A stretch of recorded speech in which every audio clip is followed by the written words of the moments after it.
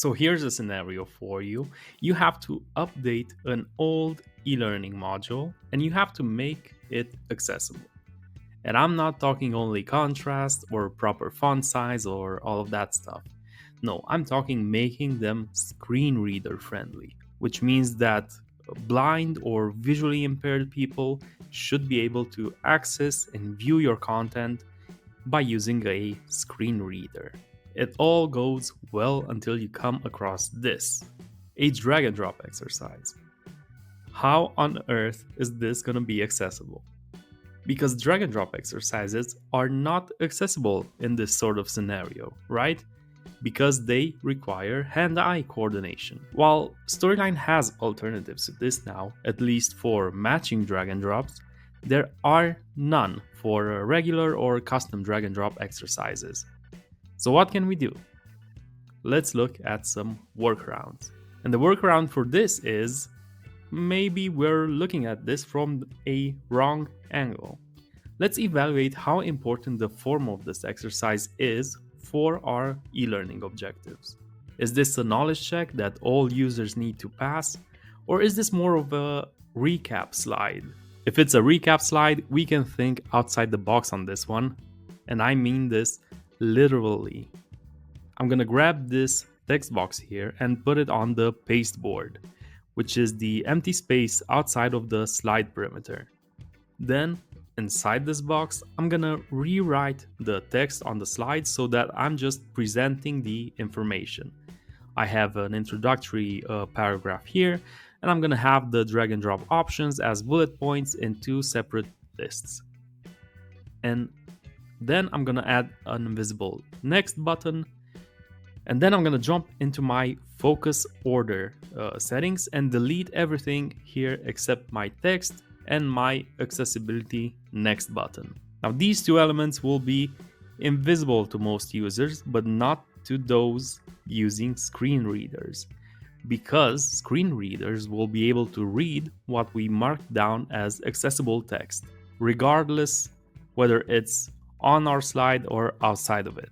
Now, if I test this with a screen reader such as NVDA, it's gonna read the text, go through the lists, and then allow the user to move forward, which is basically skipping the exercise. So let's see how this works. This list will help you identify which labels you can trust based on regulatory standards. Regulated food labels. List with 3 items: bullet organic, bullet non-GMO project verified, bullet gluten-free. Out of list unregulated food labels. List with 2 items: bullet natural, bullet superfood.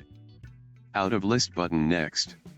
So this method works, but you might think, are we discriminating here? Well, some people are doing the exercise, others are not. It feels a bit like they're being excluded. I see your point. And you should definitely consult with clients and legal on this rather than making a decision by yourself. But I'm gonna make the argument that it's not. It's more like providing an access ramp.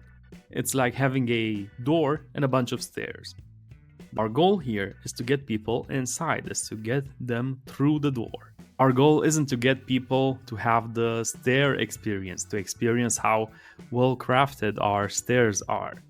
So we need to provide alternatives so people can reach our goal. We provide an access ramp so that everyone can reach the door and get inside.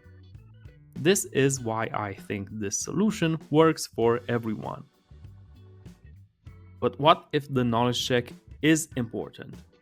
If we need to test out every user, we need to look at the problem a bit differently.